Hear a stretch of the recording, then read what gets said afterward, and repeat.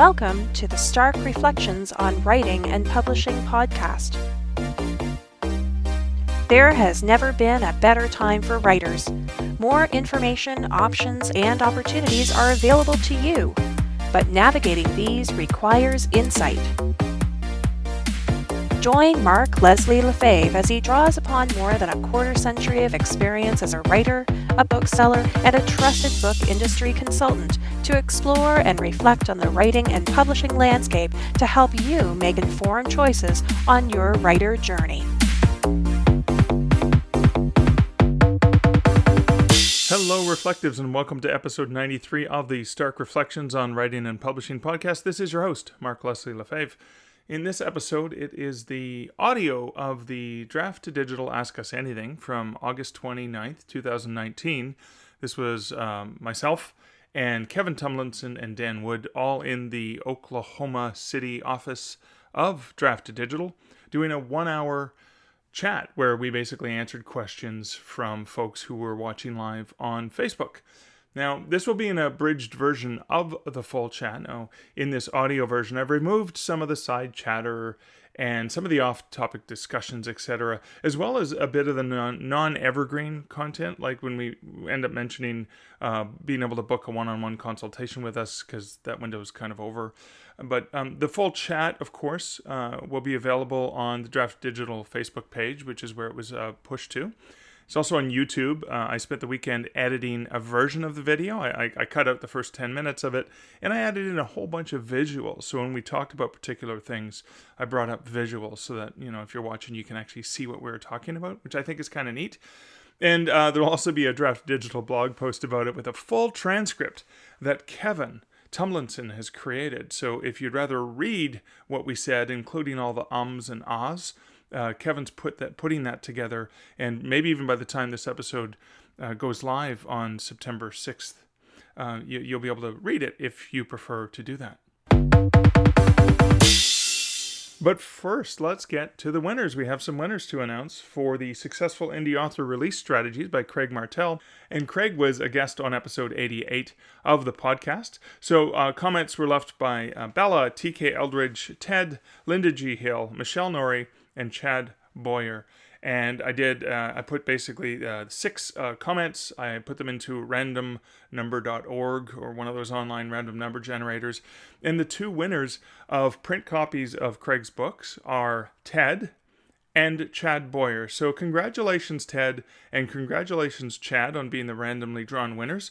I'll be reaching out to you in the comments section, but also you can email me, mark@markleslie.ca, and let me know where I can send those copies to. They'll be drop shipped most likely directly from Amazon, unless you're in a place where there's a better opportunity or a better option, local bookstore or whatever, that I can use.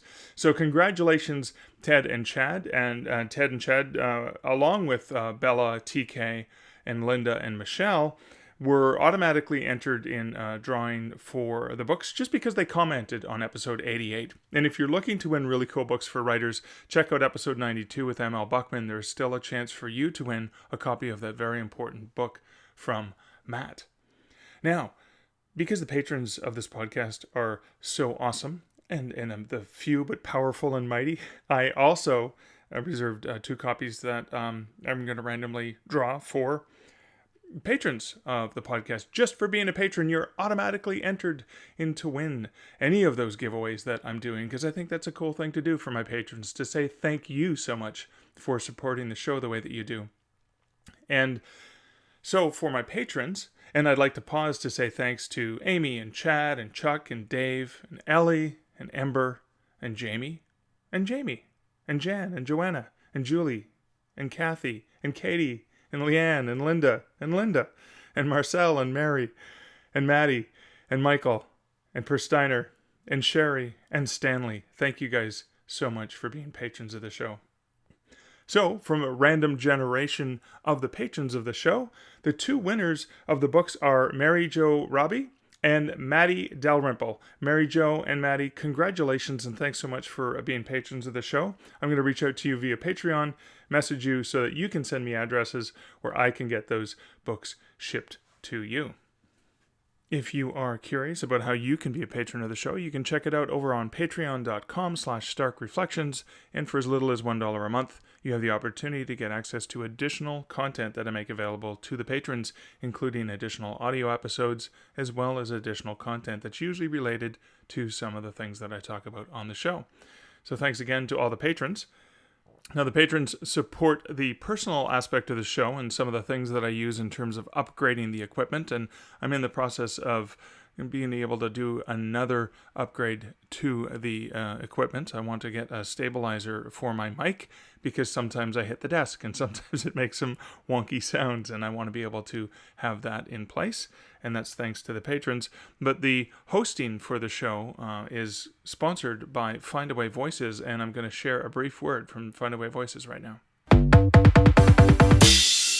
Findaway Voices is an opportunity for authors to get their audiobooks out into the world, whether you have produced it yourself and just are looking for a distributor to get it out in the world in a way that you can control the price, or if you're looking for a professional narrator, they can help you out. And you can save money by setting up your book on Findaway Voices if you do it through an aggregator such as Draft2Digital. They're not the only one, just the one that I tend to prefer for obvious reasons, I think. But if you have your book already set up on Draft2Digital, you click a button and it ports it over to Findaway Voices. So some of your metadata gets put up over there. You will have to probably submit a different sized cover, a square cover rather than a rectangular cover for the audiobook, because it just looks nicer. And it saves you the $49 professional sourcing fee, where you can actually put in a request to have professional sourced. Now, just a little personal update related to Findaway Voices is just this week I was talking to my good friend Chris Humphreys, also known as CC Humphreys, who I met at When Words Collide years ago. Chris is not only an author, a hybrid author. You may remember him from episode, I think it was 32 or 33 of the podcast. When did I chat with Chris?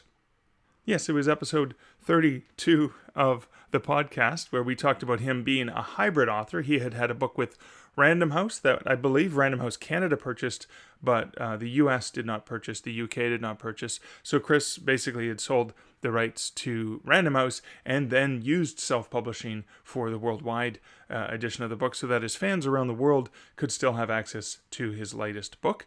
Well, Chris is also a professional actor. He has been on many television shows. He has been on the stage in many continents of the world. He is a fine actor. I have seen him do live readings multiple times, and I'm in awe of his ability to perform. So I reached out to Chris, who I found out was now doing, he has narrated some of his own audiobooks. He was actually hired by some of his traditional publishers to do that, so it was kind of cool for him. He not only basically got some money as being the author, but he also got some money up front for being the narrator. Well, I reached out to Chris because I know he's doing some freelance audio, and having him do one of my short fiction pieces. So I basically reached out, set up, obviously Draft2Digital punted over to Findaway Voices, so I didn't have to pay a setup fee.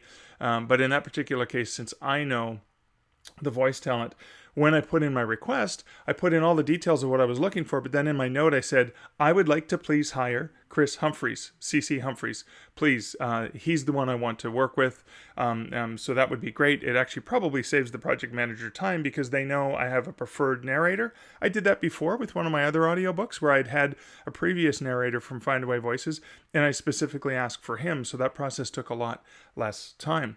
So Bumps in the Night is a shorter, it's a digital chapbook, a print chapbook now, thanks to D2D Print, and it's going to be an audiobook soon. And what I love about this is the audiobook will probably be about an hour and a half. That's how short it is. And I love the idea because I have been earning money from my audiobooks on the shorter pieces, and it doesn't cost as much money. If you're paying, for basically be an hour and a half of payment, so whatever the payment works out to be, let's say it's $200 an hour. Well, basically, if it's an hour and a half, that's $150. So that's a relatively inexpensive cost for an audiobook. But through Findaway Voices, I found in the last year and a half, that a lot of my shorter works are actually getting some pretty good traction, particularly through the library markets with the micro payments. So that's one of the ways that I'm using Findaway Voices to help out, and I'll continue to offer updates on how that process is going. And if you want to learn more about how you can use Findaway Voices as an author, you can check them out over at starkreflections.ca/Findaway. And now to get to the comments section of the podcast. There's some comments on episode 88. Kathy Mack said, was happy to hear you reflect on your article in Write last spring. That article led to this podcast. Like you, I started in this world when traditional publishers were the entire legit field. Unlike you, I didn't see the positive aspects of the revolution that is digitalization. More scary than one of your spooky spaces books. But I'm coming around to the positives in the new publishing realities. Thanks for that comment, Kathy. And yeah, it is interesting how scary it can be out there. But I'm glad that you have an open mind as to the pros and cons of both traditional and self-publishing. I do still think that there are viabilities in both. And I'm not ready to yet poo-poo anything except something that is a bad decision for you as a writer, such as giving away all your rights, even when those rights aren't being exploited. And I have signed such contracts, and I'm trying not to do that in the future, but I will accept traditional publishing and I will accept indie or self-publishing, and I think they are both very viable ways for authors depending on your goals and what you have going on. So thanks for that comment, Kathy. A comment on episode 90, the interview with Craig Martell. Chad Boyer says, I'm just catching up on my listening. I made notes on my phone during the walk. Awesome. I love that you can do that, Chad. I'm hoping you're making notes on the phone when you're going for a walk for your writing. He said, first off, if you wanted to create the perfect storm for all of military sci-fi author, Craig Martell's background would be it. Military, check. Lawyer, dealing with words all day, check. Business consultant, check. And then he goes on to say, if I could get 10 books to $25,000, I would be happy. One book at a time. Thanks for a great interview. Getting wisdom of Craig is always good. His book is going on my author skills book list. Well, that worked out well because, Chad, you ended up winning for leaving a comment. So there, it's coming to you anyways, which is kind of cool. What a nice surprise. I hope that is. Chad also commented on episode 91, the interview with literary agent Stacy Kondla. And he said, when Stacy said that she expects the manuscript to be as perfect as possible, I wonder why the author then doesn't just self-publish. What does traditional publishing get you if you already have a well-polished book? Is it just there is an even higher barrier to entry, so you then know if you get trad published, you are an elite few? Because it seems like a hard path to tread to get a lower percentage of the pie. And that's a really good perspective, Chad, and that's something that I have wondered about for a long time. Now, for me, when I send a manuscript to Dundurn, one of my publishers, that's usually after I have a contract from them, and I know that they have editors in-house who will edit the manuscript. So I basically send in what is basically a first draft, and the developmental editor works with me on it. I adjust it slightly, then it goes into substantive edits, and we do some back and forth. And the publisher pays for the edit. Now, Dundurn's a relatively smaller publisher, so the advances aren't gigantic. And so that's just part of the process, as the publisher pays for the edit. And that's always been my belief with traditional publishing. Now, I have never had a literary agent. So I suspect that what Stacy is saying is she's saying that to ensure that there's no reason why an agent has to find a quick reason to reject a manuscript because she's looking at hundreds and maybe there's a typo or there's something just a little bit off, and that's enough to put her out of the manuscript because she has 1,000 other ones to get to. So maybe it's that polishing that she's talking about because you're competing at such an aggressive rate. Now, I remember reading the nonfiction, now classic book, I think of it as a classic book, the first 5 pages, A Writer's Guide to Staying Out of the Rejection Pile, and it was written by New York literary agent Noah Lukeman, and it was about the importance of polishing up your manuscript and not giving an agent any reason to skip it or move ahead to the next one. I guess it could be agent or editor, and having read for anthologies, open submissions for anthologies, I can say that when I have 1 million words worth of manuscripts to read, I am looking for any reason at all to stop reading the story, to hate it. So if there is a pesky typo, or if there's some grammar issue that I just can't get past, or some other issue with the manuscript, I'll take that excuse and I'll bail. And maybe that's why Stacy was saying that. Like, don't give the agent or don't give the editor any excuse, which means don't just send in a first draft. Now, I admit I do that with my publisher, but that's because we have a relationship, and I'm not trying to get past a slush pile. I'm trying to just get the manuscript in on time, and I know their editor is going to work at it. I think one of the challenges on the flip side of that is, let's say I hire an editor to polish up my manuscript, and I get a developmental edit, and they work on me and they make me change things. Let's say they make me remove an entire subplot because they don't think it works. And then when I submit it to an agent, the agent goes, yeah, this is great, but I think you really need a subplot like this, which maybe was the thing you just removed. So that kind of frustration, that would really frustrate me to no end.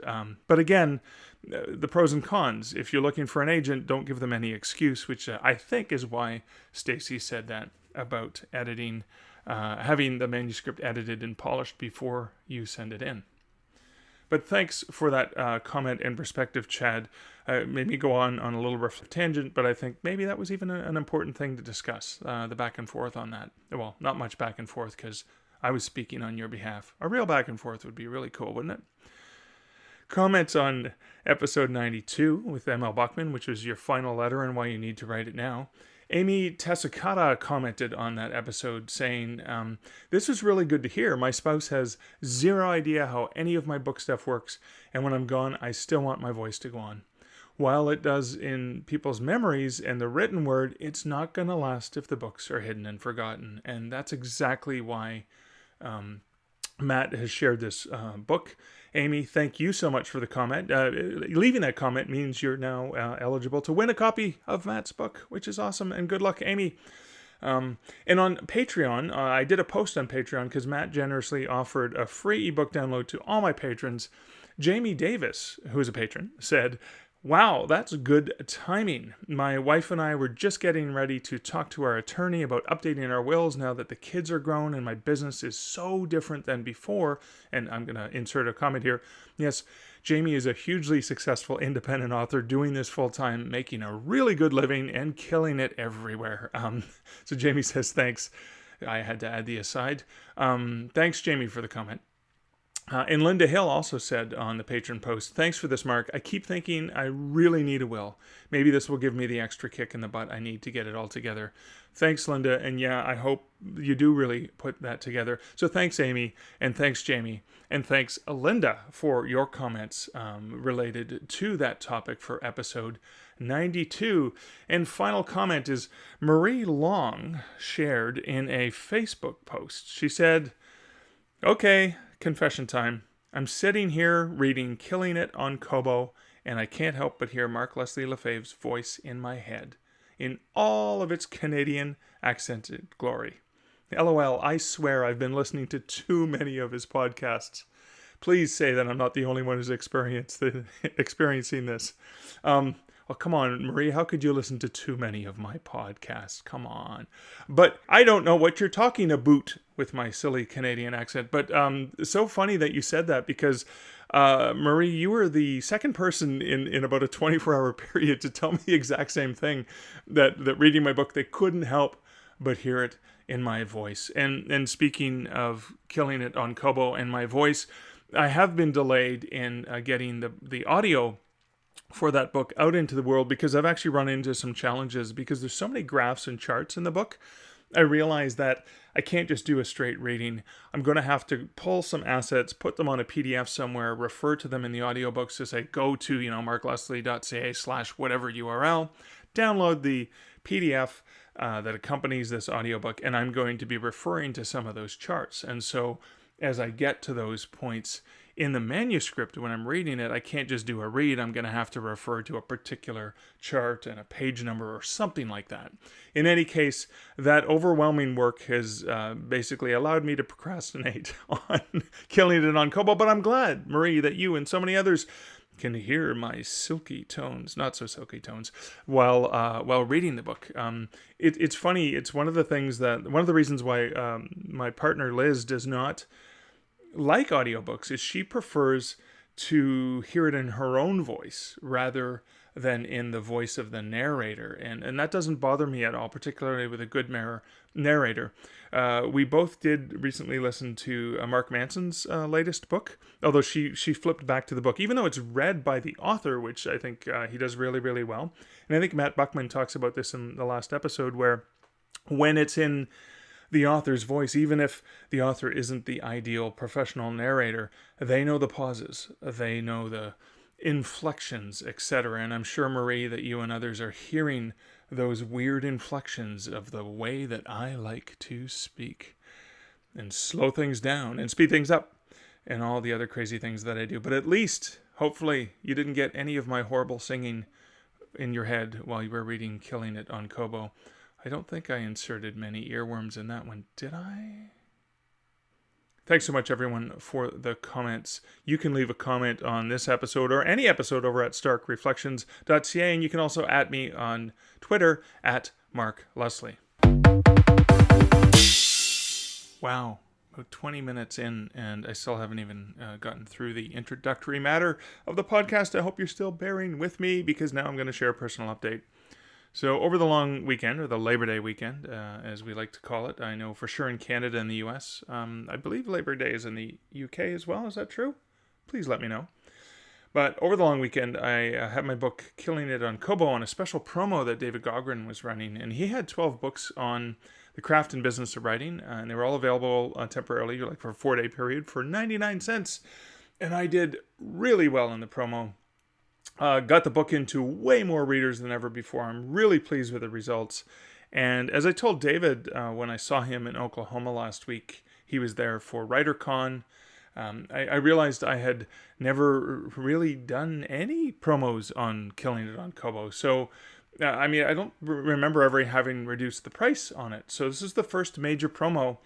And I saw the book trending as high as on the top 5 in many categories in Amazon. I think it hit number 1 or 2 or 3. I know it hit number 1 in all 3 categories on Kobo. And now that the book is back up to full price, the sales are higher than they were prior to the promo, so that was well worth it. And thank you so much, David. But I also ended up buying a handful of the other books from this promo that I haven't even had a chance to pick up yet, because, come on, they were only $1. I'm so excited to read them.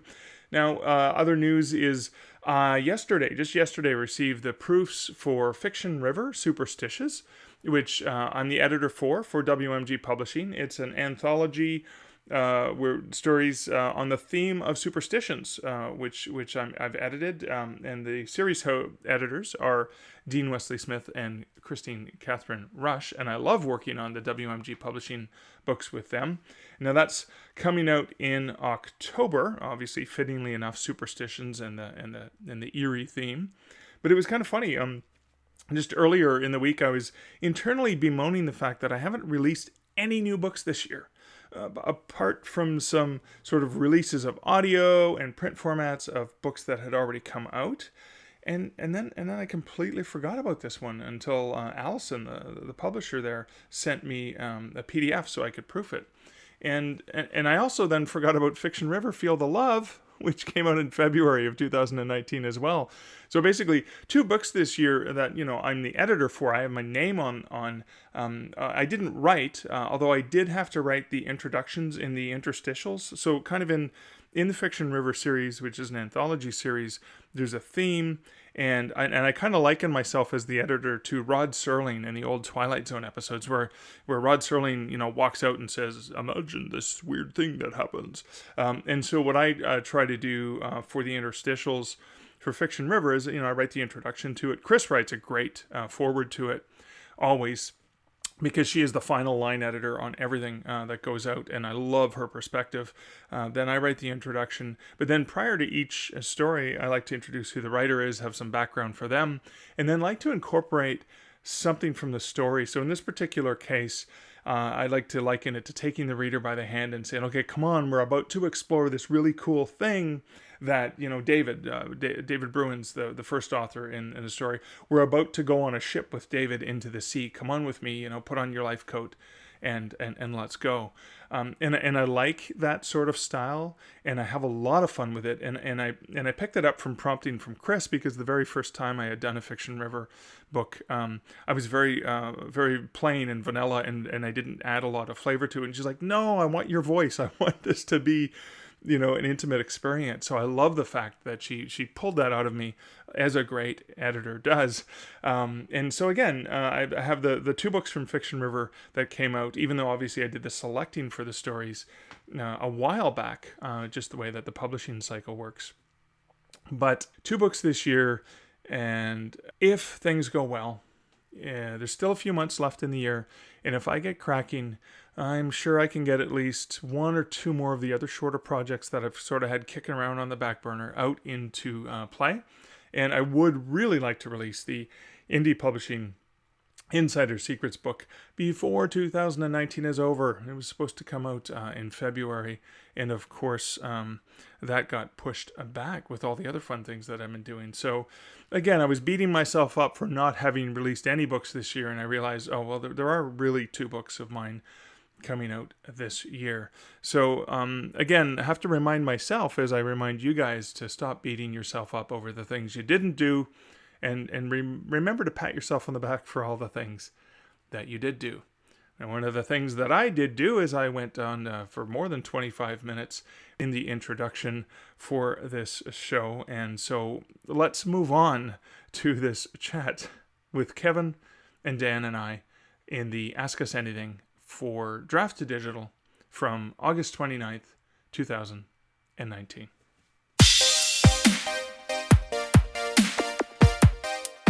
Welcome to Ask Us Anything, Draft2Digital. This is Mark Leslie Lefebvre, Dan Wood, and Kevin Tumlinson. And we're in the offices at Draft2Digital in Oklahoma City. This is the first time we're actually, very rarely that we're actually together in a room, and we're not at a conference or at a bar somewhere. And this is the place. This is where we take your digital words and make them into books for you.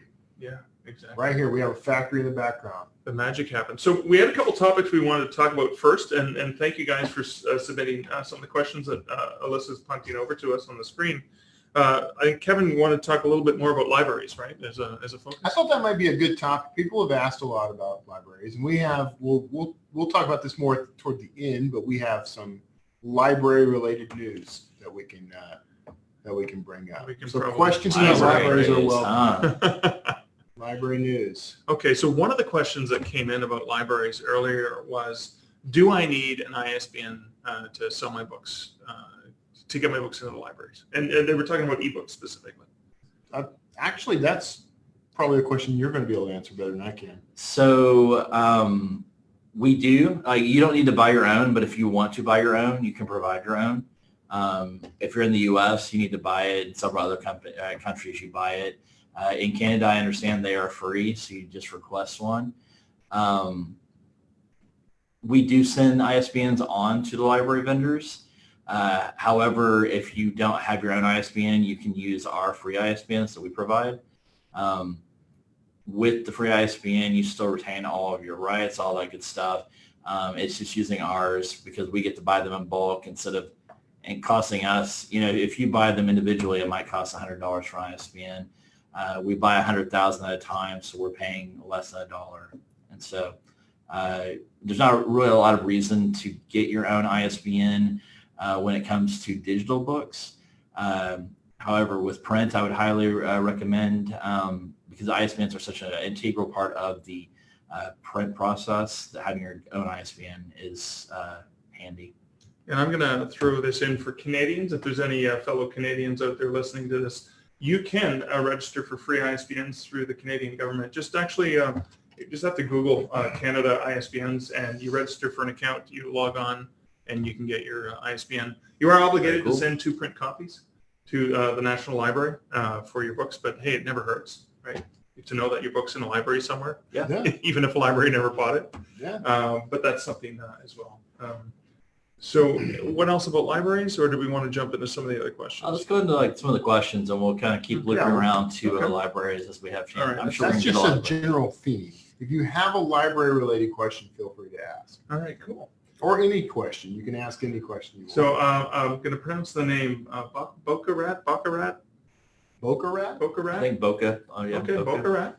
It said in an earlier webinar, he said it was easier to sell a series than a standalone book. What are the steps to marketing a series successfully, and how does that differ from marketing a standalone title? Also, wouldn't sales decrease with each successive novel, just as TV ratings go down each season of a series as viewers peel off? So, I mean, in general, it's not. There's no real difference in marketing a series over marketing an individual book. It's just that there are more books that you can market. and you can actually change which book you focus on if you can only afford to market one book. Right. It's mostly the reason it's easier to sell series than a standalone is because readers like to have something to go to next. So if you've got a series of 3 or 4 books and you advertise the first one to get people started, when they come in, you can kind of capture them and continue them on to the next book. And you want to try to build up read through, basically. As far as the other part of the question was, would sales decrease? I mean, possibly. Yeah, drop-off can happen. Drop-off does. Yeah. It certainly does happen. It does happen. It's a big topic of conversation amongst marketing authors is knowing exactly what your sell-through rate is, because it's not going to be 100%. But you know, as you keep going, it's going to go down a little bit. But hopefully, it's going to be a high number. But with more books, it increases the chances of your discoverability. More visibility. And you have more people hopping on, which is a good reason to try to write books that can stand alone, even if they are part of an overall series, so that people can come on board anywhere along that line. Right. One of the methods that I use, because I've got a series right now that is 9 books with 2 sort of prequel novella things. I advertise like book 1 and book 3 right now, and that's helped with kind of getting people on board. I'm probably going to add book 6 or whatever, and just kind of stagger them, and that way I don't have to advertise every single book. And in fact, I'll probably only advertise 2 to 3 books at a time in this series. Well, frequently we will see that with a series, you can do some interesting things with the first book. Some authors will do like a free first in a series, or take part in some of the promotions that retailers run that are around free first in series. Right. You might have a tiered pricing structure where the first and second, third book are a little bit cheaper, and then the price just goes up a little bit as people continue with the series. Just gives you a lot of options. With books in a series, you can do box sets, right? Which there are a lot of people that like to buy in bundles or box sets.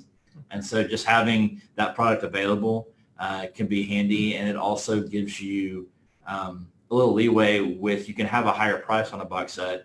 And so if you advertise a box set, sometimes your return on investment or the immediate return you're getting is much higher. And so it's kind of different economics. And I should say that when it comes to box sets and collections, there are people out there who only read those. Right. So you can pick up an entirely new audience with a box set. So I want to clarify the term box set, because a lot of people use it and have no idea what they're talking about. It comes from traditional publishing, where they would actually take 3 books in a trilogy, for example, and actually put them in a box with the spines out, and it would be a special gift edition. You'd often see it at Christmas time. And so when we're talking box sets, we're not talking print books. We're talking eBooks, and we're talking digital bundles or digital box sets. And that kind of leads to a question. So John Pratt Bangham asked, he's completing book 3 in the Hangtown trilogy. Congratulations, John. He says, how do I arrange a box set? So how do you do a digital box set? Take all the digital books, slide them in one at a time. Okay, perfect. Yeah, and what kind of box do you use? Cardboard? The digital box. So it's there are a lot of different ways to do this. Basically, the primary thing you're going to be doing is collecting all these into essentially one big book. And you can call this a box set, or you can call it an omnibus, or you can call it, like, there's a couple of different things you can call it. A bundle. But it is essentially one book that contains each of the other books. All the content. Yeah, one ebook, I should say. And you can carry that over into print, by the way. I did that with I have a trilogy, a sci-fi trilogy that I bundled together as an omnibus, which is just really another word. In this case, it's really another word for box set. Or a big book. Big book. Lots a big, of stuff. Thick book. I should just change that to box set, however, because it has a little more traction. Okay. I wanted it at the time to just bulk up my library. Okay. So it was an additional book if you were looking at my titles. Okay. So that's why I called it an omnibus at the front. But now I would probably just call it a box set. Oh, box set. Yeah. So just logistically, because I figured authors are probably listening to this saying, okay, so do I put, I probably need a new cover, some sort of representation. Mm-hmm. And I know that, for example, places like Kobo and Apple want, they don't want that, that 3D version. Right. because that actually looks like a physical box set, which shows the value. But Apple and Kobo Apple specifically does forbid 3D covers. So yeah, it was very popular early on with these bundles to make a 3D cover to kind of made it look like a box set. Which you can still do on Amazon. You can, yeah. You can still do it on Barnes & Noble. Right. Apple will reject it. They want a flat image. The flat image just looks better in the advertisements that they do on both their website or within their apps. And so their merchandisers prefer it. Yeah. With Kobo, you're probably not going to get a promotion if you've got the 3D image. And like I said, Apple's just going to reject it. Yeah. So I think one of the ones that Apple's featuring right now from one of our authors, the Frostborn series. Yes. Is that? Jonathan Muller, I believe. Yeah. So Jonathan Muller, if you're on Apple, you can go and take a look at. I forget what promo is in. The unputdownable reads. Yeah, unputdownable reads, and you can see that he has the 4 books as a flat with just the 4 book covers there. So you can actually see the value that this is a really good deal. Yeah. As opposed to a unique cover. So that Doug Salter said, what are some of the things a D2D author can do to increase their chances of books being promoted by Apple or other D2D booksellers? So one of the major things is just make sure that you have links to all the retailers on your author website, that on your social media you're sharing the link to the other retailers. When we nominate books to their merchandisers, if you're only showing Amazon links, they're only seeing you sending readers to Amazon, they're not going to choose your book.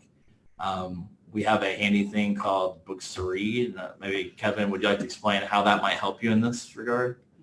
I phased out. What was the Books question? to read? So the question... I can tell you what books to read is. Yeah, the question was about how to improve your chances of being promoted by Apple or other D2D retailers. So, and we saw that a lot of people would just share the Amazon link, or they might just share their Amazon Author Central page. Right. So just how would you go about using Books to Read and some of the things we built? So one of the primary tool on Books to Read is our universal book link, which is, in simplest terms, it's a single link that will send readers to practically everywhere a book appears online. And you would copy a URL from an existing book page, say, Barnes & Noble or Amazon, and drop it in, and it'll scan and find that book in as many places as possible. And then all you have to do is give out this one link, and you can customize it, customize the URL so that maybe you use the title of your book. So it'd be like I have bookstoread.com/30day is one of mine that goes to 30-day author. That makes it a lot easier to share, a lot easier to remember if you need to rattle it off to somebody. And it's an evergreen link, so you can put it on print materials as well as on digital, use it in digital materials. So you can share that everywhere, and that makes you easier to discover and makes it easier for readers to get to their favorite store. Can I add something that I know works really, really well from my previous experience at Kobo, as well as working with great people at Apple, is pre-orders. Actually planning your pre-orders early. I know, once the book is edited, once you got everything ready to go, it's really exciting to just press publish, and that is phenomenal. Yeah. But the authors who have long lead times on the pre-orders, there are specific promos at Apple, especially lately, that we've been able to get authors into, and Apple even has sneak peeks where if the full book is actually ready to go, an editor at Apple will actually read the book and look for quality stuff. They're looking for those, I guess, the diamonds in the rough, or they're looking for that next great read. Yeah. And they want to be able to have some time to look at it and feature it and say, we've actually not just judged it by its cover, but we actually believe this is a good book that you should read. And so because the power that indie authors have for rapid release and all of those things, not a lot of indie authors are doing those release times. So when you're doing a long release time, you're doing it very similar to the big publishers, with one caveat: you're probably making your price a lot more reasonable. Yeah. And so it makes it that much more attractive with a long lead time. So that's something I think that can actually help as well. With everything, the more reviews you have, the better. And so make sure you're asking people to leave a review. at all the retailers. Not just on Amazon. It's going to help you get BookBub ads. It's going to help you get chosen for those spots at the retailer. They will take proof that you're selling on other websites as a little bit of proof, but they each have like a little bit different demographic they reach. And so they really want to see your book already starting to move on their website. And so having reviews just gives evidence of that. Yeah, that is cool. Thank you. I guess the library question, the sort of second half. Yeah, we can move down a little bit. Yeah. Can you suggest any other way apart from this to submit my ebook to libraries? We didn't really. There's a first. Oh, we already answered that. We answered that one. Yeah. So any other way apart from this? I'm not sure. I mean, with purchasing ISBNs, I think we kind of cover that because you get a free ISBN with us. Yeah. You can submit your book for free through all of our digital library partners. Okay. Like we said, you can buy an ISBN, but you don't have to. Yeah. Cool. And speaking of books to read, Rebecca Carter asked, are there any plans to have the ability to add our print books listed on our D2D author page?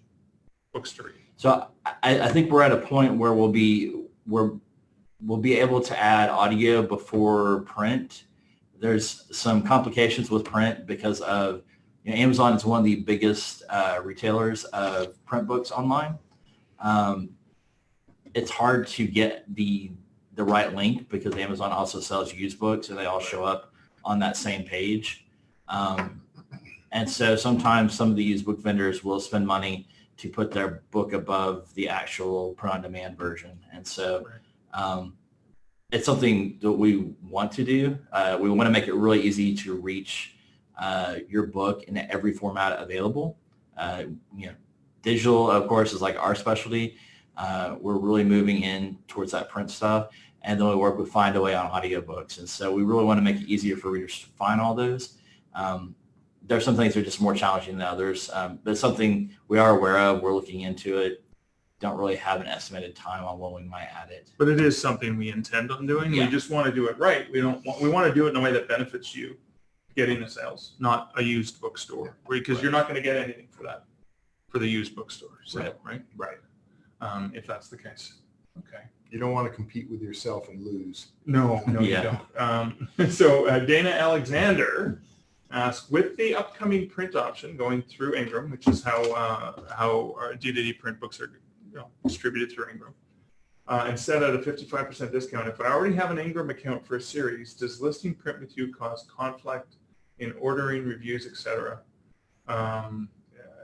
I discounted 55% with D2D and another discount with Ingram at 52%. Best to only list with either D2D or Ingram. I wouldn't do both because probably wouldn't do both either. No, it's especially if you're using your own ISBN, it'll cause conflict. You'll be competing with yourself, two different ISBNs listed. Yeah, dual listed. Yeah. I mean, I'm going to say it this way: you can't do both.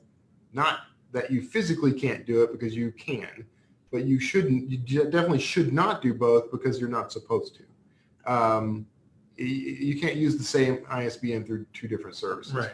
There is no limit. There's no limitations on distributing your print book through various PLD services or whatever. You can use KDP print and D2D print at the same time if you want. And I know there are people who are planning to do just that, mostly to kind of test and see their results. One of the things that we've kind of kicked around as a sort of concern when it comes to that is that Amazon will tend to go with the distributor that's going to give them the most money, which may not necessarily mean you make the most money. So you may find yourself once again competing with yourself. Okay, that's a good point. And so along those lines, Mark Pratt asks, wants us to explain the D2D, the Draft2Digital print beta, and revenue share for authors. Is revenue share a separate topic, I'm assuming? I'm guessing he may be talking about what will they make from D2D print. Oh, I see. What's their share? That's right. Oh, okay. I thought he was talking about royalty splitting. Okay, sorry. Well, let's not open the royalty splitting can of worms just yet. Okay. So with our Draft to Print beta, we wanted to solve some of the problems that we saw that were keeping people from having a print version available. So oftentimes we used to distribute to Create Space.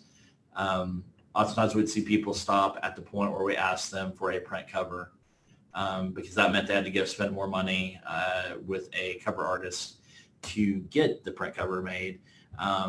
Unfortunately, like if you change the size of the book or if you add something to the book, then you have to reach out to the artist again and get it sizing adjusted.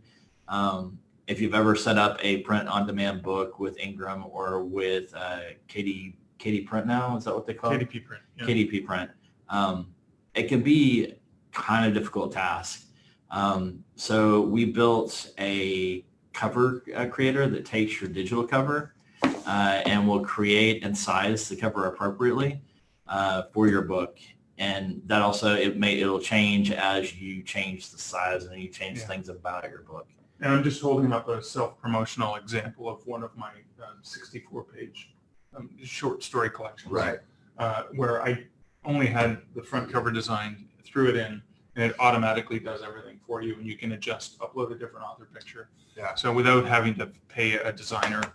Alex Carver, this is one of his that he did, and again, he used the automatic generator, so he obviously had this professionally done. It's a very cool tool, and one of the things it does is take an average of the color of the front cover and then wrap that around. So these two examples are both dark colored, but if you had I think we've got another one. Well, this is a white one. A white. It's very white colored. One. Yeah. So that's an easy one. But if you had one blue, right?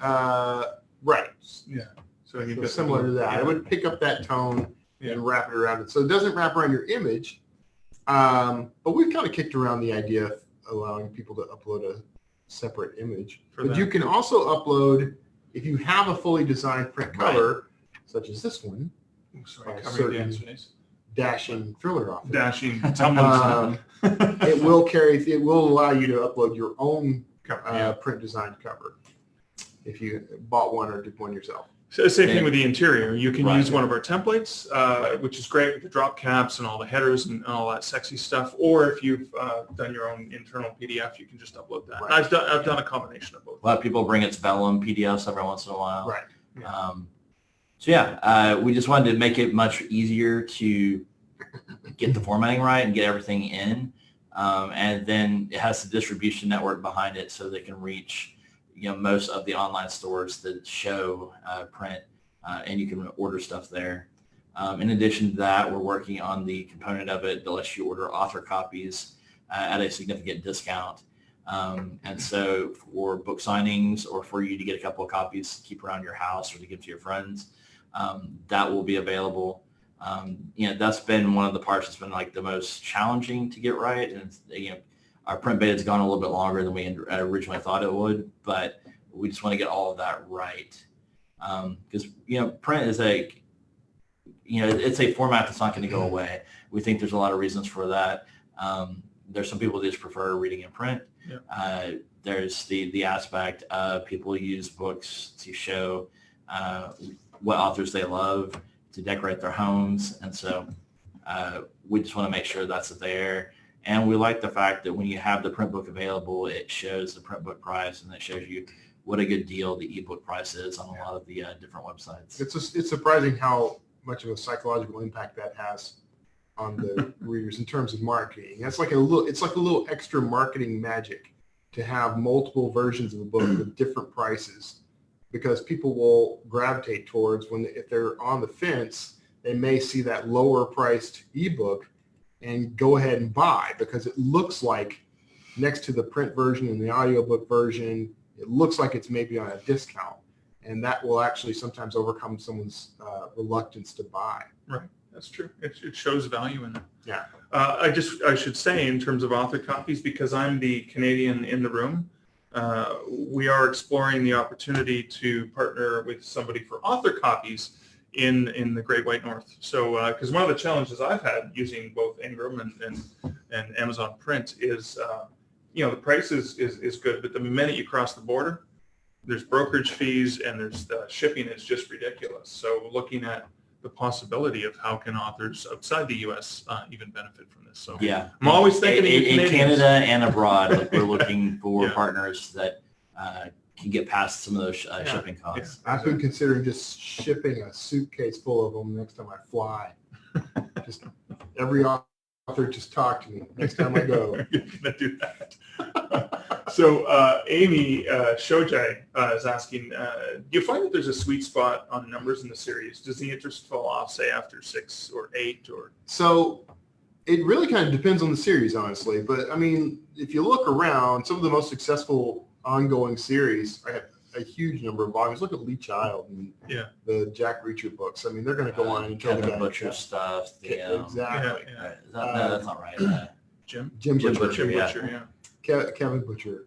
That's my pen. So it's you and Jim writing together, right? It's me and Jim. That's us shipping. But I think there is a sort of minimum.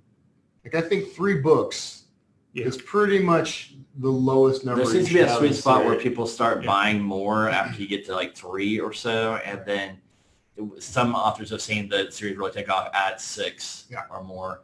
So that's just like getting it going. I would say as long as you're still writing compelling stories about that set of characters, there are so many indie authors that are just having huge success writing about the same characters who've written 15, 20 novels in the series.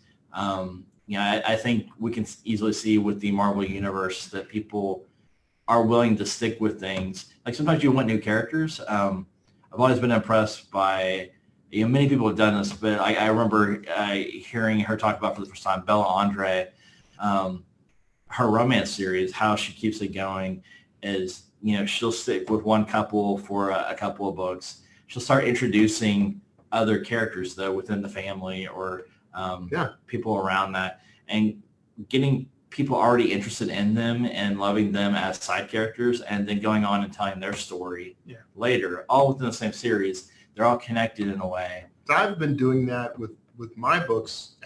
As I get further along, I'm introducing new storylines. So sort of that ABC story setup, and I have side characters who are now having sort of entire chapters that are nothing but their POV. Okay. They have their own sort of secondary adventure going through the whole book, and that's a way for me to keep it fresh for me. But I'm discovering my readers love that. They love that they still get Dan Kotler, the main protagonist, the Indiana Jones character, but they also love that they're getting this sort of richer, deeper landscape that they can explore. It makes the world feel more real to them, but it's still within the same series. Kind of like James Rowlands does with his Sigma Force stuff. Okay. And I think, so one of the side effects of writing those secondary characters and telling their stories is it can be another book in your series, but it can also be a lead magnet that you would use for your author newsletter. So the people who are really, like, they love Dan Kotler and they want more of some sidekick or some character who he encountered but you never see again. Right. Well, maybe Kevin cut a scene with a with a side story that got cut from the final novel, or maybe he's got fan letters that talk about it. You can have that as an asset, saying, well, if you sign up from a newsletter, it's the only way you can get the story. Right. And that way they're real fans, as opposed to people just signing up for a free book. They're a little newsletter marketing tip. Right. Bonus. So Creston Mapes asks, with the popularity of page reads on Amazon, Kindle Unlimited page reads, why should an indie author go wide using Draft2Digital? I really like your platform. We really like you too, Creston. But the page reads are appealing, and page reads and Kindle Unlimited is very appealing to a lot of authors. So a lot of money there. We could talk about that for days, but what's the It is the sort of quintessential short game versus long game strategy, right? In terms of marketing, it is very smart to go ahead and focus on the whole Amazon KDP select landscape when you're starting out. You don't have a lot of books, you don't have an audience. It's a great way to build some momentum while earning money. But the idea is you don't want to be limited on one platform because things change. And we've seen Amazon disrupt and get rid of entire services and tools. Now, I don't know if there's any real danger of KDP Select going away anytime soon, but it could happen. Well, Amazon's very customer-centric, and if their customers don't like it, they're not going to do it. Right. So if something changes and customers aren't valuing it, then they may get rid of it, right? So that's a possibility. I do understand the challenges of this, though, because it's very difficult to balance using both, right? Yeah. And my advice is, if you are writing a series, get that series built up nice and big. And then once your earlier books start to kind of taper off in interest on that platform, those are the books I would start taking wide. Yeah. And you can even if you do play your cards right, you can even do a sort of pre-order. You can do pre-orders through us on other platforms. There's a sort of trick to it. I'm happy to talk about it. But it basically comes down to creating a second listing, right? A second version of the book, basically. Okay. But you definitely cannot have them exclusive on Amazon while you do that. Right. It should be out before you even start the pre-order. Right. But yeah, there's ways to do this. You want to try to go wide, mostly so that it's a bit of security, right? It's a way to sort of future-proof your work. Because I don't think anybody ever started this business saying to themselves, I can't wait to be exclusive to Amazon for my entire career. No, I don't think so. Right. And going back to our earlier topic of libraries, and with Amazon, if you're exclusive with them, you can't sell your book to libraries. Your ebook. Yeah, your ebook. Yeah. Why is that? It's a good question. We don't know why they choose to target libraries and not allow the books to go into them. Right. But well, and that's a benefit. So when you're in Kindle Unlimited, when your books are there, you're training readers to read your stuff for free and never have to buy it. And so I've had authors complain and say, ever since I've published wide, I have people yelling at me and complaining that they can't read my books for free anymore on Amazon. Yeah. And that's when I suggest to them, like, there's a library. Yeah. Then you can go get your book for free. So they can still read your book for free. You're not taking anything away from those customers. And they can generally request your book from the library, and librarians have a budget to buy books that are requested by their customers. By their consumers, because they're very patron driven, right? At the We libraries. have, as part of our library distribution, a lot of our libraries use our CPC model, right? Cost per checkout. It's catching on, yeah. Yeah. So, and the idea there is in a way somewhat similar to the page reads thing, sort of. Give me some leeway here. Mm-hmm. But the idea is you make less per book checked out, but more books can be checked out at once. So instead of, the library gets a license to have one copy of your book, and only one patron at a time can check it out for the 2 weeks that they're allowed to have it or whatever. That's the only book that can go out and the only book you're being paid for.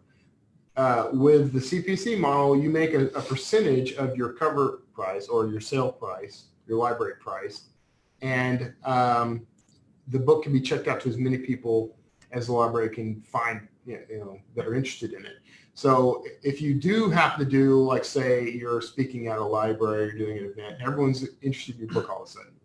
Yep. With the original, like, one copy, one user model, the library would have to pay for each version of the book that they get, right, which is expensive for the libraries. But with the CPC model, they're able to actually give every patron a copy of that book, and they pay a percentage of the price. You end up making more money overall. Yep. So this as opposed to earning once now and then never again. Right. Yeah. So this is one of those things. It's like, libraries are such an amazing opportunity for indie authors, right, especially now with Macmillan pulling shenanigans and putting this embargo on books and not allowing libraries to have popular books for 90 days or more, right? This is a gap that indie authors should be shoving their books into right now. Yeah, for sure. A lot of the traditional publishers are, the terms that they're charging libraries for digital books are very high. Libraries are paying $60 sometimes or more for a single copy, like digital copy. So if I've checked that out, then you can't check it out until I check it back in. They frequently are limited the number of times they can check that out before the library has to rebuy it. So there's a lot of opportunity, especially now that some of the traditional publishers are even holding their brand new books out of the libraries for a certain period of time. Just not very library friendly. Right. I guess we should probably get back to the original question a little bit towards the argument for going wide. With going wide, you're more likely to be selected for a BookBub. Right. You have the the opportunity to hit some of the lists, like USA Today bestseller lists. There is a big market out there of readers that don't buy on Amazon. Especially the international markets are very powerful. In countries you can't actually buy from Amazon on. Quite a few. Amazon has 13 or 14, I believe, country stores. So that leaves a whole lot of the world open, and the people that can't buy from Amazon. I'm from Canada, and that's where Kobos were born. And so I own a Kobo. So if a book is in Kindle Unlimited and I hear, oh, this looks like a good book, I'm not going to buy it. I'm not going to go buy a Kindle or just use the Kindle app on my phone just because that's the only place it's available. I'm going to buy it where I buy books. And I get my books from my eBooks anyways, from Kobo. So I'm not going to be able to read your book. Right. If it's only available there. So, there are other people who only read on Nook or only read on Apple or only read on other platforms. Right. And so I think to a certain extent, the way to figure out what's right for you, and something as a company, we very much try to make it very easy. KU and Kindle Select is a 90-day term. So it's not forever. Like, it's not a choice that you have to really worry about quite a bit. Yeah. You can try Kindle Unlimited. I would talk to your peers who are writing in the same genre as you. There are some genres that work very well wide. There are some genres and subgenres that are really, most of the audience is in KU. And so just talk with your peers. I think for many people, as you get a larger catalog and you have more books, you're going to end up having books that are in KU and books that are wide, so that you're building your readership in both different areas. Yeah. And you can kind of rotate series in or books in through to those programs as they become stale. So just a couple ideas. We don't tell anyone there's one right way to do all this. Obviously, we love it when you go wide, and we think it's a much healthier community if we have more retailers than just Amazon. That's true, but again, it's your own path for each of your books, your own decision, and the beautiful thing is you have the choice. And you can sort of hybridize this. I mean, I have all of my earlier series and everything are all wide, and then I have a series that is in KU. And the thing is, I've watched that earlier series slowly start to climb up. So it is a long game. So I'm leveraging the KU money and momentum, but I'm pushing those books to that same audience. So it sort of crosstalks, and it sort of helps out. One helps out the other. Yeah. I'll probably always have, as long as Amazon's willing to give me that money, I'm probably always going to have a book or two in that environment. But I'm always going to try to push it wide as soon as I feel like it's going to be sustainable. Cool. I'm going to jump to another question now. Eve Paladin wants to know, is there a maximum file size for certain retailers? I guess Eve's thinking about big box set. Oh, or like the file size could also be if they have graphics in there. Right. Oh, that's true. Yeah. We do have a limit. There is. I don't remember what it is. Steve when he walks by and say, "Steve, what's the limit?" I believe it's 100 megabytes. Is it? I want to say 100 megabytes too. Okay. It varies by retailer. Well, we've kind of chosen, since we often will send out, 100 megabytes. Since we often will send out the same book to multiple retailers, we kind of limit it at the retailer that has a certain file size limit. Right. Some of them have a little bit more support more than that. You really don't want to. You want to try to have your book size be small in general. Amazon is going to charge you, like if you're direct through KDP, based on the file size for delivery. And so it can end up costing you quite a bit of your potential royalties if your book is large. There are a couple ways around that. Like Amazon has a different program. If you want to have a large book, but you want to get paid, you get paid less, but then they don't charge you for the delivery fees. Things you can look into. Okay.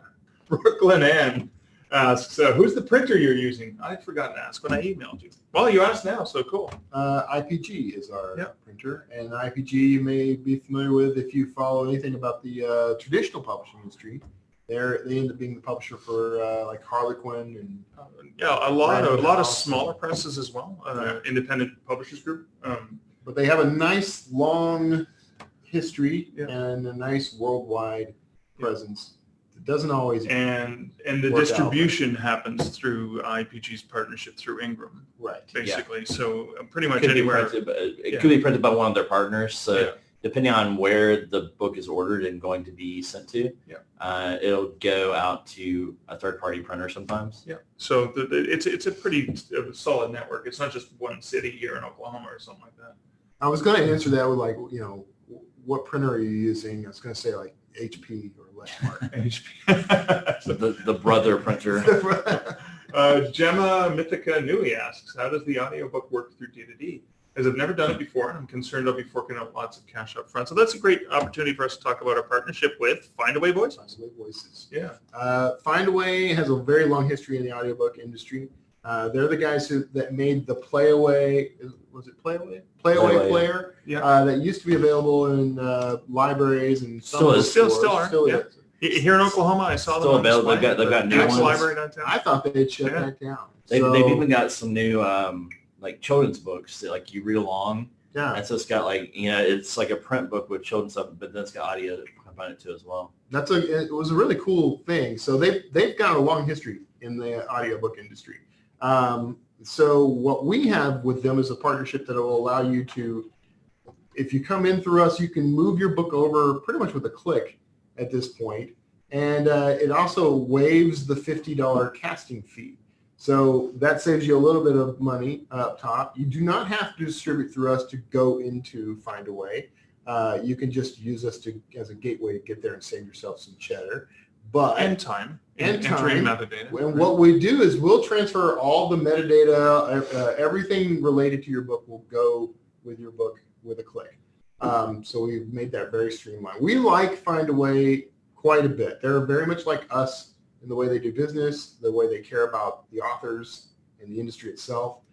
So it's been a very good partnership for us. And I think I should let you know, Gemma, Findaway Voices just announced a new program called Voices Share. And so typically audiobooks are priced by hour. And usually, so I think about 10 hours for the average 100,000 word book. So 10,000 words would be about an hour. Yeah. And usually it can be anywhere from, let's say 200 to 100 to 300. Yeah, somewhere in the realm per hour. But with Voices Share, it's a program where you agree and the narrator agrees that they'll take half of that. So instead of $400 an hour, it's $200. Or instead of $200 an hour, it's $100 an hour, which makes it more affordable. But then you share royalties on the book. And that can allow authors it has a to get predetermined amount of time, so it does end after a while. So you split the royalties for a while with the narrator. Yeah. They have options to where you can buy the narrator out. So if it's really successful and you'd rather just keep most take some of the risk out of it for you as an author. Which is very beneficial. Now, I've used Findaway Voices for several of my projects, and one of the things you can try is the very first one I did was Active Reader, which was about 14,000 words. So it didn't cost that much to produce. And I made my money back really quickly, particularly through the audio library market on the cost per checkout. Yeah. That's how I knew when we started to have that available. I went, ooh, that's how I'm making most of my money through Findaway Voices is these quick library checkouts. And again, so it didn't cost very much. The very first audiobook I did cost me over 3,000 US dollars. So in Canadian dollars, I was like 15,000. No, it's a lot more Canadian dollars. And I haven't made my money back on that yet, but I've made my money back on all the small ones. So what I'm doing is I'm creating a bunch of small audiobooks from short stories and short story digital chapbook collections. And as I'm earning money back on those, I'm putting that money into a fund to help fund the larger books that will come, the 80 to 100,000 word books. Did we mention the distribution network yet? We've talked about production. If you already have an audiobook, though, or once you get an audiobook done, they can help you distribute, and they have the option to go wide in the same way that we make it really easy to go wide with your ebook, and we've built out a massive network of digital retailers. they've worked out a massive network of audio retailers and library systems. Yep. And so that distribution includes Audible and Apple Books as yes, well. And a better deal on Apple Books than you get through ACX. Better deal on Apple Books. Yeah. You get to control your price everywhere but Audible. And so you can do some exciting things with marketing that when Audible was the only player really indies could reach, you had no control over your price. Like Right. everything is a credit. Amazon determines exactly how much that book is worth. They might charge less for things with WhisperSync and a couple other things, but you had no control. You couldn't really run any promotions.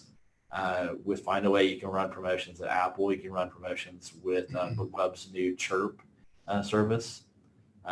Kobo's got their own audiobook platform now, Barnes & Noble, and then libraries. A whole lot of the money that Findaway is seeing is in library sales, and libraries are buying up audiobooks because their patrons are demanding them. So Right.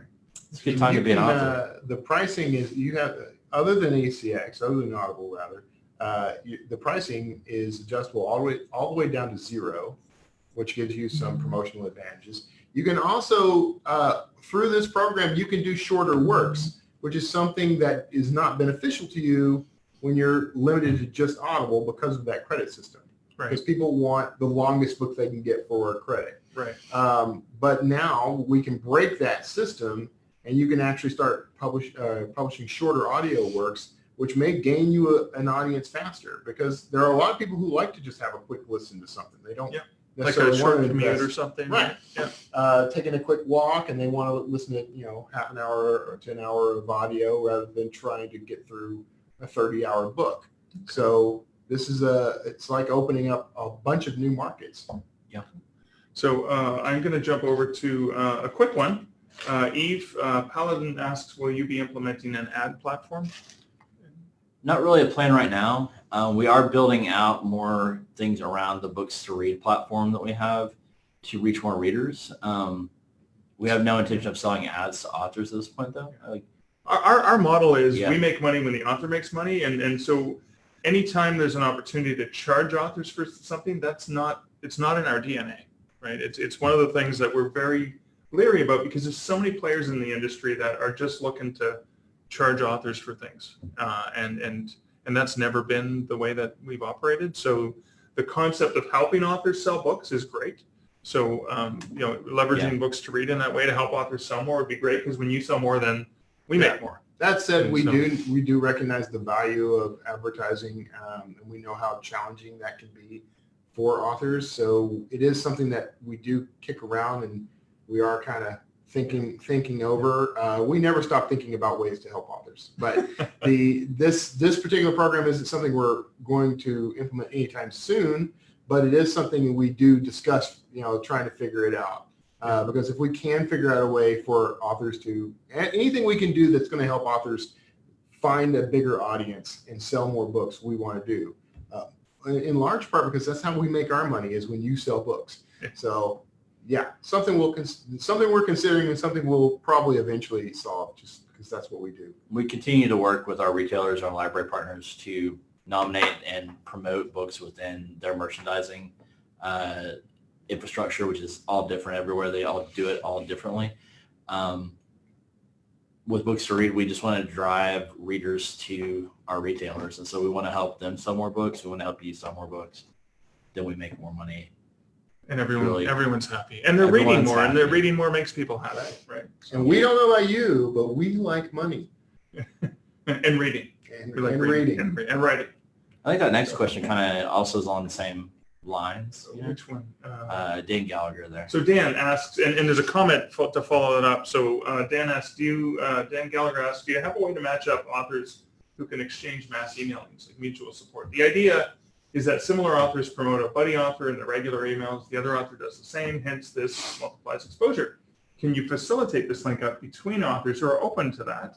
And then the follow-up comment is he suggests create a contact list of authors willing to mutually promote with other authors, especially for mass mail lists. We can't share the list, but we can promo a fellow author with that author doing the same. This would work best if the list size and other venues can be included in the authors arranged by subgenre and genre, or otherwise commenting on the profile. So I like the idea of using books to read for that, right?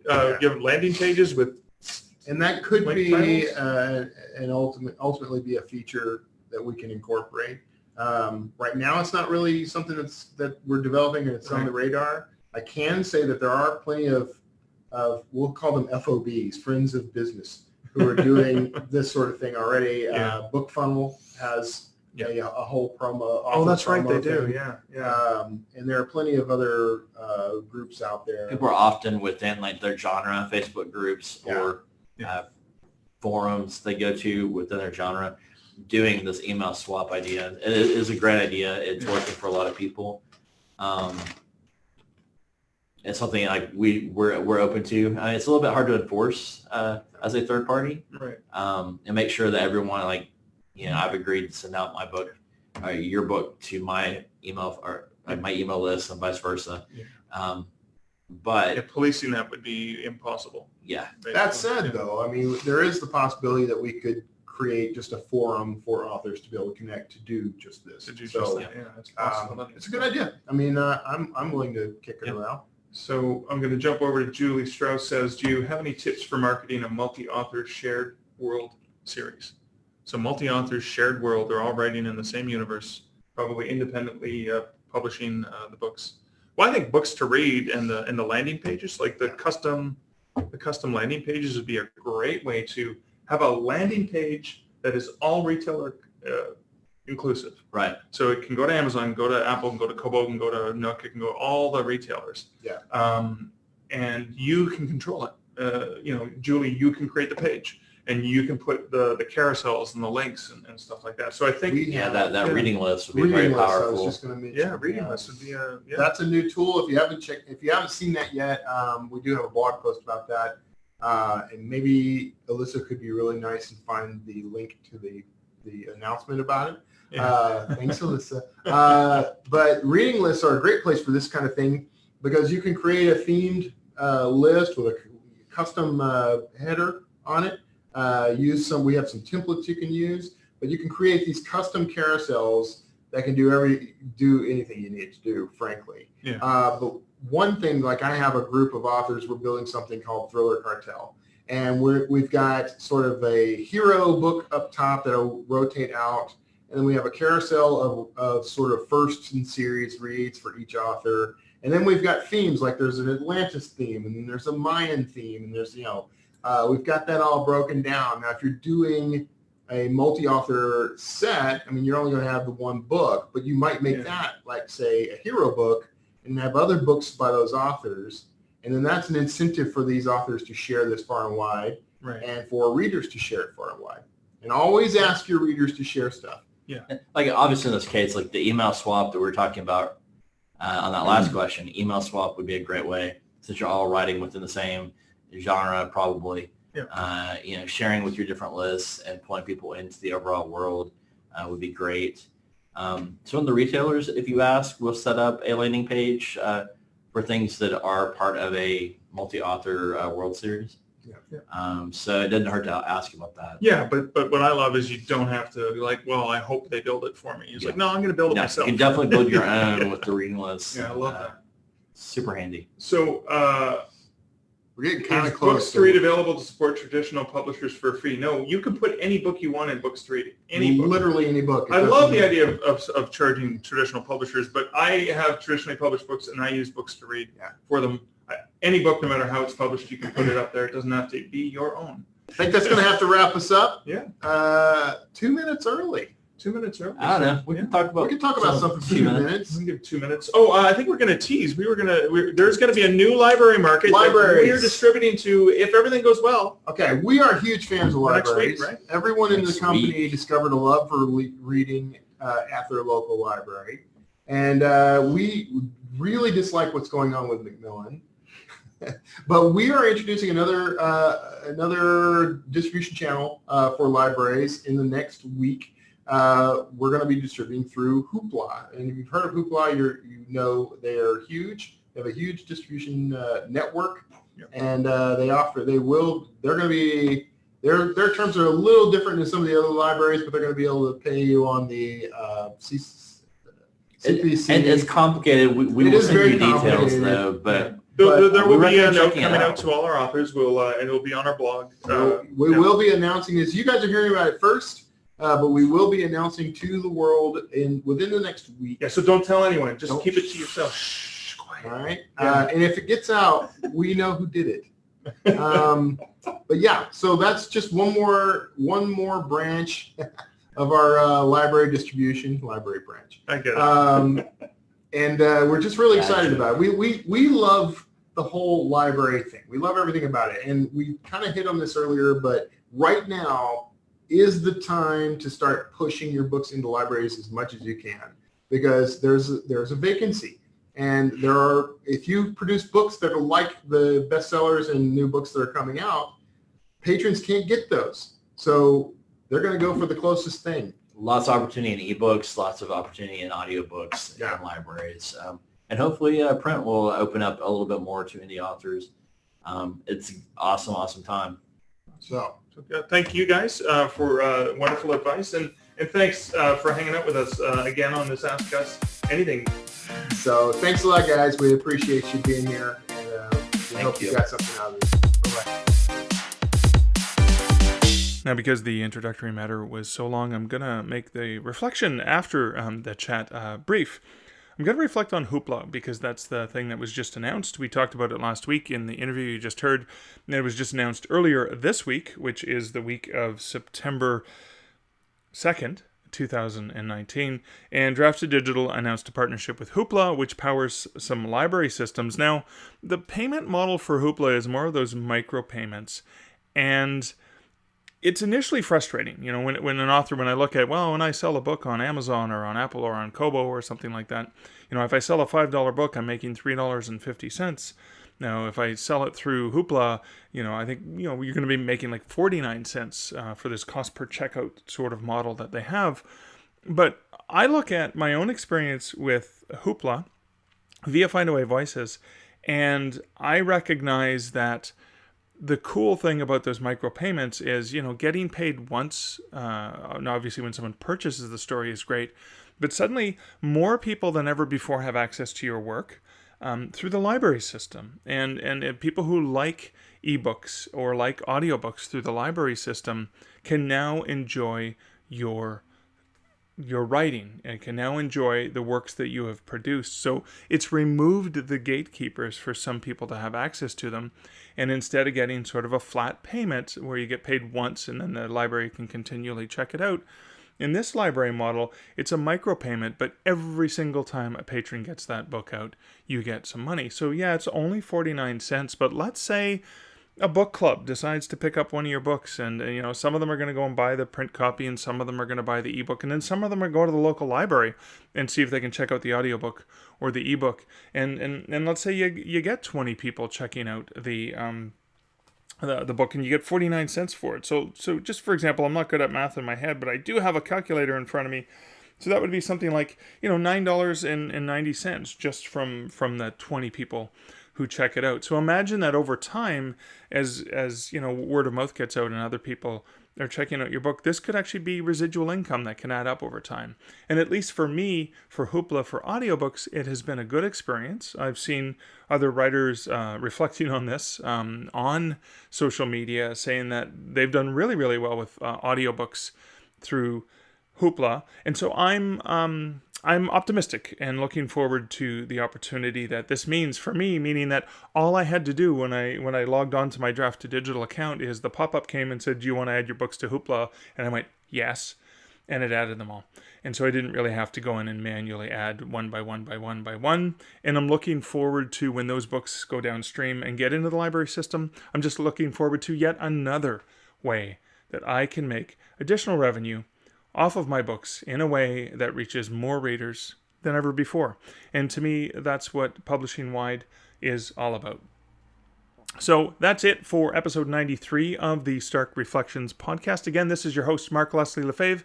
Thank you so much for hanging out with me this week. And I know it's been an extra long episode this week, so if you are still listening and you haven't passed out or thrown your whatever reader that you're listening to this on across the room saying, God, won't he just shut up? Thanks for hanging in with me this long and bearing with me for the long run. This was a fun episode. Again, it was a little bit longer. I'll be coming back to you very shortly in episode 94 of the podcast, and maybe I'll balance it out by making that a super, super short episode so that if you're batch listening, you get one really long one and one really short one, and then maybe the two of them will just work themselves out, even themselves out. Two wrongs don't make a right, Bart. Yes, they do. No, they don't. Yes, they do. No, they don't. Yes, they do. Dad! Two wrongs make a right, Lisa. Or maybe not. In any case, thanks for listening to the podcast. If you enjoy the podcast, one of the ways you can help and support me is to leave a review for the podcast on the podcatcher of your choice, or just share the podcast with a friend that you think would find value in my babblings and all the reflections that I do. Thanks so much for being a reflective. This is Mark Leslie Lefebvre wishing you great writing and good Stark Reflections. Thank you for listening to the Stark Reflections podcast. You can find show notes for each episode at starkreflections.ca.